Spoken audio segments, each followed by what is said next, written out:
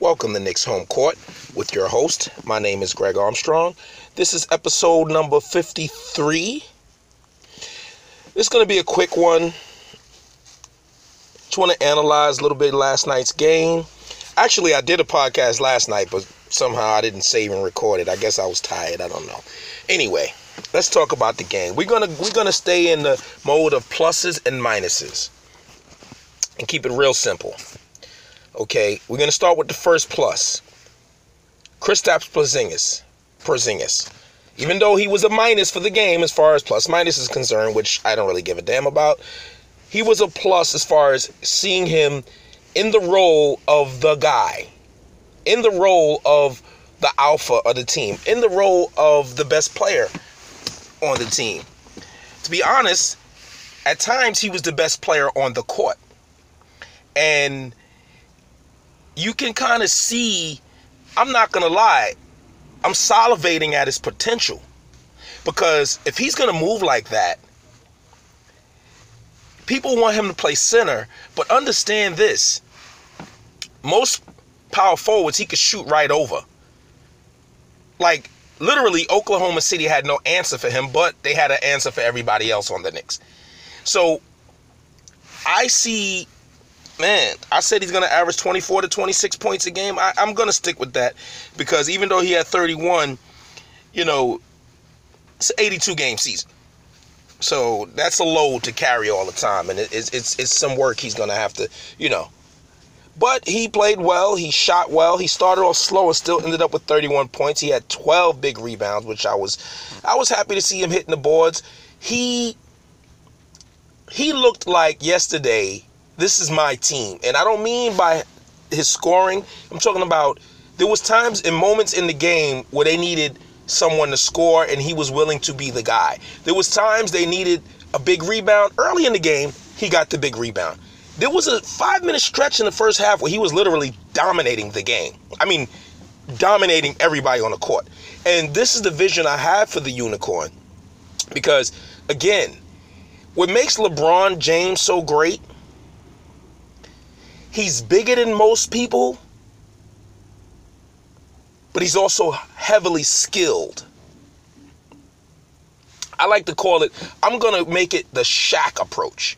There has been guys in the NBA bigger than Shaq. Taller than him, possibly heavier than him. But what made Shaq such a great player was his great footwork. Everybody's talking about his strength is important, but it was his footwork. Being able to spin and go left, go right.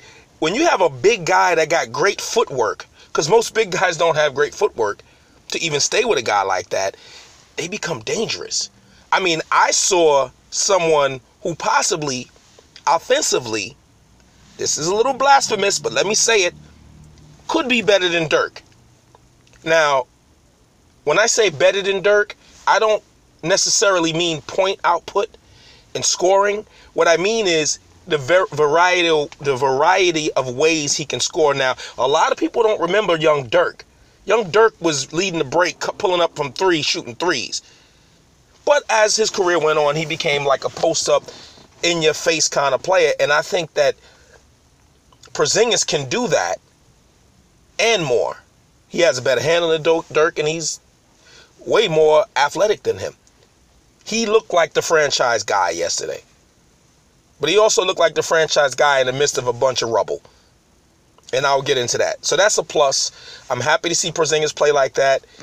He put the effort out there. I think he played a little too many minutes, but he played well. That's a plus. All right. Let's go with another plus. Do they have another plus? Well, oh yeah. Well, let me just tell you, about the first couple of minutes of the game, when he blocked Melo's shot, I swear, I think I yelled so loud, "Get that shit out of here!" Just I was happy to see that because, look, I want to see Melo do well. I'm happy he's with a team, where he has a chance to win, but not against my team. Get that shit out of here. So anyway, do I have another plus? You know what? Being that I can't think of a plus right now, let's go with a minus. Tim Hardaway Jr. Unfortunately, he was a minus tonight, but it wasn't all his fault. He got 2 early fouls. He seemed like he could not get into the flow of the game. And he just never really had it.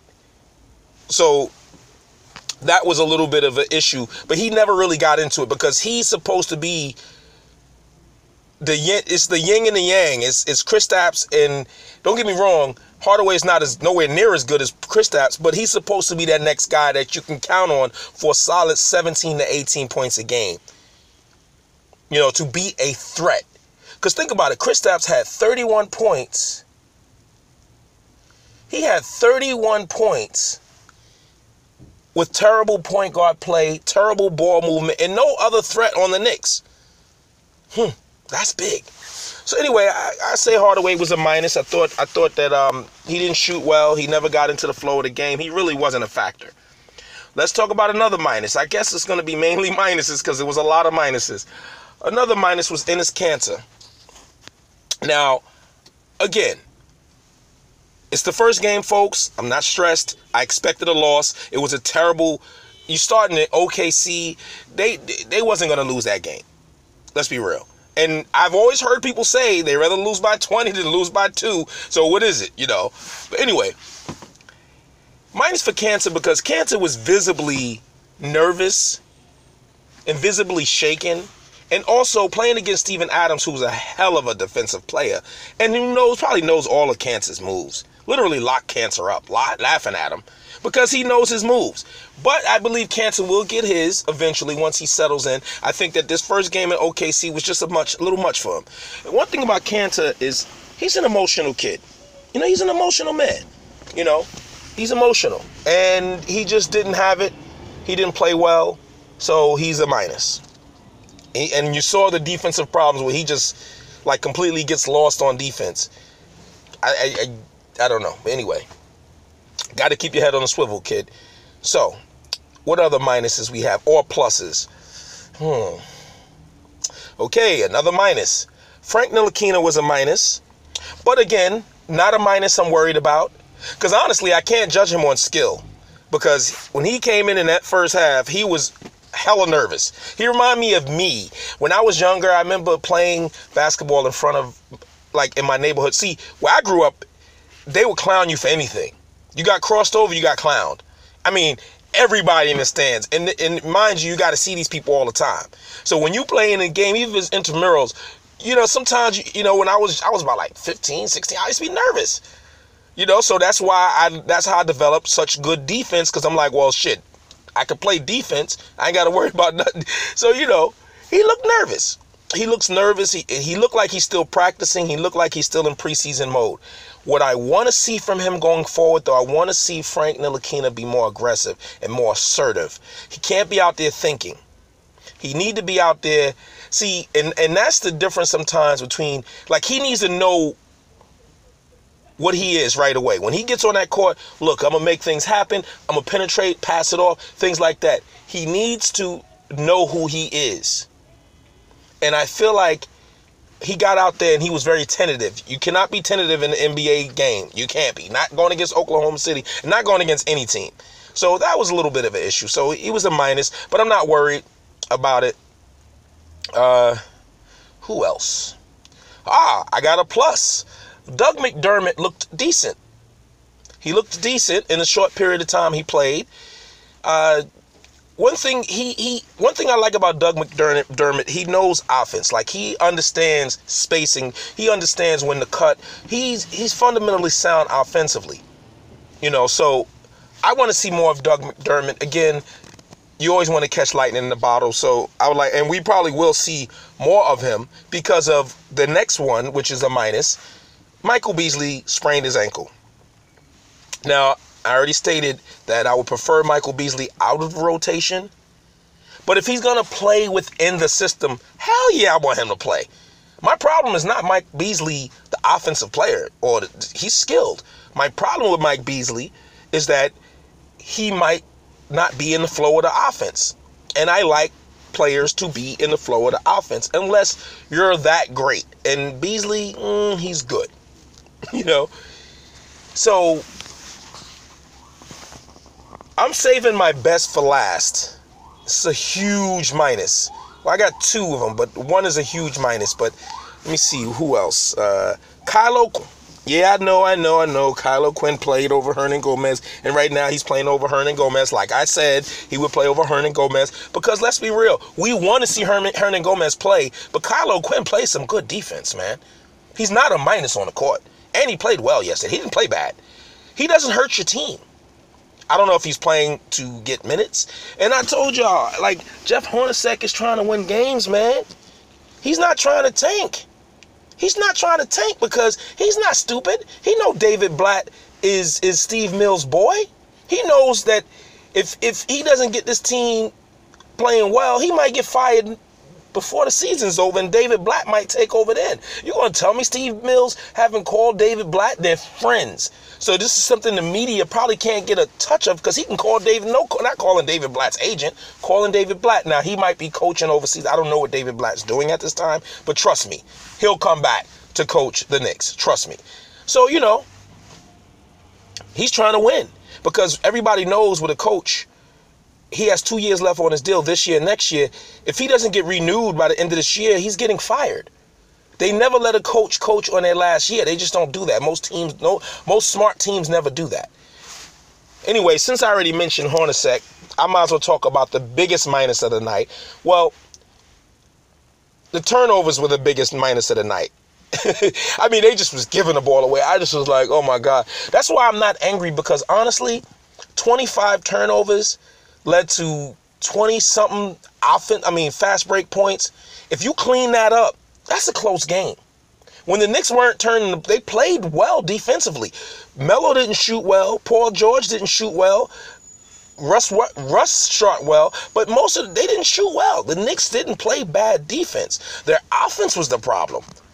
And I'm not even talking about missing shots because understand, I'd rather see a guy launch a shot from half court rather than turn the ball over because you have no shot when you do that. And the Knicks just kept on turning over with lazy passes. Again, get your head out of the preseason. You got to whip that ball around. You can't be throwing lazy passes across the court. Yeah, it works in practice because they're practicing. But in real life, man, you got to, and this is where I got to bring back to Cantor the minus because there was times, one thing about post play that's important is when your team is a little erratic, you throw it into the post, you score a few points consecutively in the post just to get your team back focused. A lot of teams do that. So, now back to the biggest minus of the night to me was Jeff Hornacek. Again, it's early. I'm going to continue to say it's early. However, I feel like he doesn't know what his rotation is going to be yet. I don't hate him. I don't dislike him. I thought he was an awesome offensive coach, but now he's trying to become a defensive coach, which, okay, all right. You want to preach defense? You don't want to play Billy Hernan Gomez because of defense? Okay. Don't make sense because Cantor's in the game, but okay. I told you the Knicks have some really good offensive players, and the Knicks should be looking to outscore people and be hell of efficient on offense. Because guess what about offense? When you're elite offensively, it puts pressure on the other team offensively. Trust me. When you play against Houston, you know your margin for error is tiny because you turn it over, they shooting a three. And in literally 20 seconds, they can score 9 points. 2 turnovers. I mean, they are ridiculous on the offensive end. Their firepower is ridiculous. So is Golden State. These are not classified as defensive teams. The best teams in the NBA are offensive teams that play some defense at times. Because you're not stopping anybody in the NBA. This is not the old NBA. You're never going to... The best defense in the NBA is the Utah Jazz. Take a look at them. They're the best defense in the NBA, no doubt. However, unless you got a bunch of two-way players, you need to work on that offensive end. Kristaps said we work 90% on defense. That's just not balanced. You can't turn terrible defensive players and offensive players into great defensive players. Offensives are harder skill, but you can't do that don't get me wrong. I'm going to be patient again because you know what? If he's able to get this team to become a good defensive team, I must say that's the fastest way to improvement. That's the fastest way to victories. Hardaway made one good play on the break. He pulled up for a 3. I like that shot. That's his shot. He's going to be hitting that shot many times this season. But, I feel like Hornacek's rotations was terrible. Now, again, I'm not too mad about Hernan Gomez being benched. Hey, You a pro. Let's see how you handle it.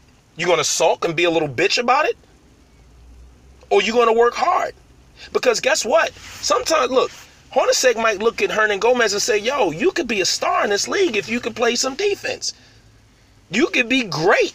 And one thing I like about young players, they could be molded. And sometimes you need a coach to be tough on a player. If he's not playing defense and he looks lost on defense, you may have to, I mean, everybody's loving Hernan Gomez, but on his own team, in the big game, they played him 2 minutes. So, something going on there. He needs to toughen up. He needs to suck it up and play harder, period. I don't mind a young player being sit down. Trust me, I know Hornacek's not stupid. He knows Kyle O'Quinn is not the future on his team. But it's a delicate balance. And I sound like I'm defending him, but it's a delicate balance when you have a player like Kristaps that's ready. He's ready to be a superstar this year. And you can't put a bunch of garbage around him. You got to try to win games. Again, he's in his 3rd season. Next year, you got to be competitive. At least, even if you don't make the playoffs, you got to be competitive, because players nowadays look around and say, I want to join this team. I want to join that team. So, anyway. But he's still a minus because I felt like his rotations had no rhyme or rhythm to them. I felt like his rotations were just like, hey, you just go in there. Like, it was no rotations. I didn't like the fact that I feel like Damian Dotson didn't get enough time. I want to see him more. But again, it's the first game. I'm going to keep saying that. Frank Ntilikina was a deer in headlights. I'm not mad that he only played 8 minutes this game. A lot of people want to see him out there like that. But no, there'll be another game. There's 81 left. I'm fine with that, because you can't be a pro player and come in the game and just look out of whack. Like, the moment just was too big. The moment was too big for Frank. You got to understand something, that the adjustment he has to make. He's in America now. That's one adjustment. He's in the NBA now. That's another adjustment. And then he's in OKC against Russell Westbrook. That's a lot. That's a lot. His parents are there. It's just a lot. But again, big minus for Hornacek. His rotations to me just seem weird. I don't know. Let's see. Let's see what he does. Let's see if Hornacek can, I mean, he's coaching for his job. Don't think he don't care. Don't think he's just out there bullshitting. He's coaching for his job. And I don't expect Cantor to play as bad as he did. I don't expect... See, that's the thing you got to take away from this game. I don't expect Hardaway to play like shit like he did. Oh, that's why I'm glad I mentioned Hardaway, because this is off the cuff right here. I'm just doing this podcast real quick before I go work out. So, Hardaway also got 2 quick fouls, because I felt like if you're going to start Courtney Lee, he's your better defender between him and Hardaway. He should have been the one guarding Paul George. I know he's 6'5". Paul George was going to roast either one, right? But you protect your offensive player. You protect your players. You put Hardaway on Robinson, and he gets no fouls because he's not a threat. And he can save and conserve his energy to score. You have a guy who, in Courtney Lee, who's really limited offensively. Even when he tries to do a one-on-one move, he can't really do it. But he's very good defensively, and he's good in the open court. You put him on Paul George. You put the veteran on Paul George. It didn't matter. Paul George was going to shoot over him anyway, but you put the veteran on Paul George. And you put Hardaway on the guy who, because you need Hardaway. KP needs Hardaway. The team needs Hardaway. And he got 2 early fouls trying to guard Paul George. I mean, really, let's be real. That's Hornacek. Don't play him at the small forward. We didn't sign him to play fucking small forward, fool. Anyway, I'm done. Woosha, first game of the season. It's 81 more games left, so we'll see. Anyway, I'm happy to see KP balling out, and if he's going to ball like that, other players will be willing to come, especially point guards, to play with him. But again, I got faith in Frank. Give the young man time. Deer in the headlights. I just hope he doesn't go the route of Grant. When we had him, he just looked nervous all the time. He just looked like he always was out there thinking. Anyway, this has been a short version of Knicks Home Court. I'm your host. My name is Greg Armstrong, episode number 53. I'm out. Speak to you later. Peace.